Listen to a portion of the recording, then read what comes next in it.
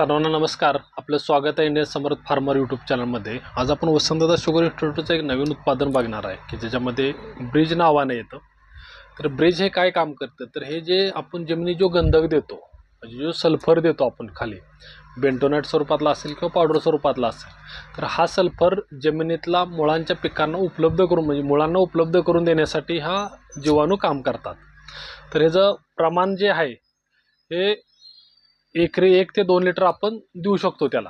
म्हणजे जे आपण खत देतो जमिनीमध्ये, तर ते गंधक उपलब्ध करून देणारं हे मुख्य गंधक उपलब्ध करून देणारं जीवाणू आहे. तर ह्याचा बेनिफिट काय राहतो की आपल्या जमिनीमध्ये जे स्टोअर गंधक आहे जमिनीमधला, तर तो मुळांना उपलब्ध होऊन जातो. त्याच्यामुळं आपल्याला त्याचे रिझल्ट एकदम चांगले मिळून जातात. हा तेलवर्गीय पिकामध्ये पण जास्त काम करतो. तसेच आपण ऊस पिकामध्ये पण चांगल्या पद्धतीनं त्याचं काम राहतं. जसं आपण NPK देतो, त्याच्यानंतर सूक्ष्म अन्नद्रव्य देतो.